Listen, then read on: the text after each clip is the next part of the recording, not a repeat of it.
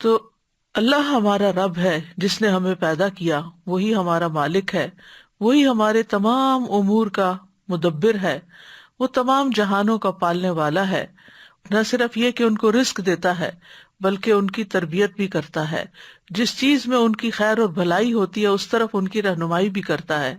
اور یہ خاص تربیت ہے جو اللہ تعالیٰ اپنے اولیاء کی کرتا ہے، یعنی رزق تو سب کو دیتا ہے، پیدا تو سب کو کیا ہے، لیکن رہنمائی اور خیر کی طرف رشد و ہدایت اپنے خاص بندوں کو عطا کرتا ہے۔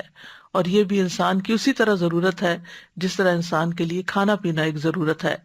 ابراہیم علیہ السلام نے رب کی تعریف یوں کی تھی، الذی خلقنی فہو یہدینی، کہ وہ جس نے مجھے پیدا کیا پھر وہ مجھے راستہ بھی دکھاتا ہے۔ والذی هو یطعمنی ویسقینی، وہی ہے جو مجھے کھلاتا ہے اور پلاتا ہے۔ واذا مرضت فہو یشفینی، اور جب میں بیمار ہوتا ہوں تو وہی مجھے شفا بھی دیتا ہے۔ والذی یمیتنی ثم یحیینی، وہی ہے جو مجھے موت دے گا پھر مجھے زندہ کرے گا۔ تو پیدائش سے آغاز کیا، زندگی کی بنیادی ضروریات کا ذکر کیا، اور پھر مرنے کے ذکر کے بعد دوبارہ پیدائش کا ذکر کیا۔